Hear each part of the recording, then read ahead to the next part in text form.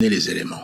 Je vais commencer par M. Hippolyte Kazembe-Béré, alias Joseph Kabila. C'est important, cette incise.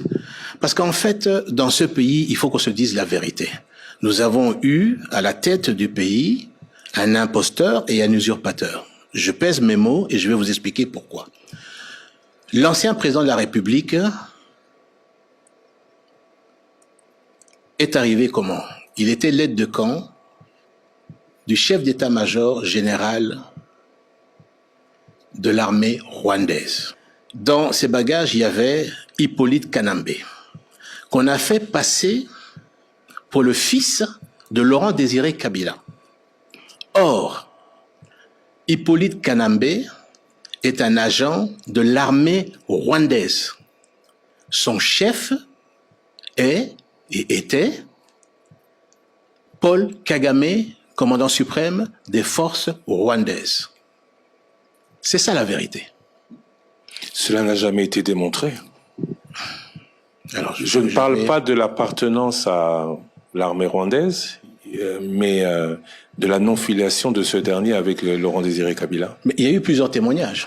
Il y a d'abord les vrais enfants biologiques de Laurent Désiré Kabila, qui ne reconnaissent pas Hippolyte Kanambe. Et Hippolyte Kanambe a un père et une mère. Sa mère s'appelait Marceline, et son père, là-dessus, qui était un ancien maquisard également, je vais vous donner son nom là-dessus.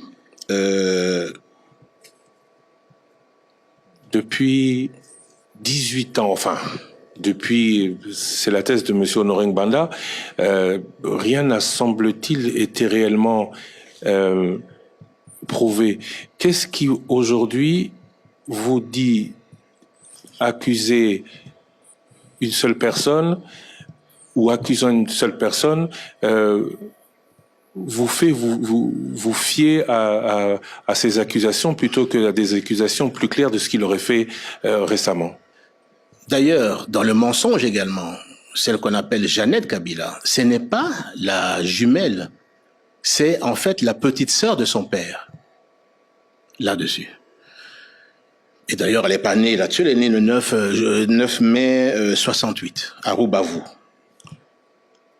Le père, donc, de Jeannette, qui est la petite sœur, donc du père de Hippolyte Kanambe, s'appelait Monsieur Arthur et la mère s'appelait Thérèse.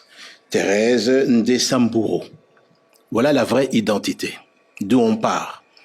Qu'est-ce qui se passe lorsque tout ce monde arrive donc à Kinshasa, chasse le président Mobutu? C'est à ce moment-là que les troupes rwandaises prennent le contrôle, pas simplement de l'armée, des services de sécurité,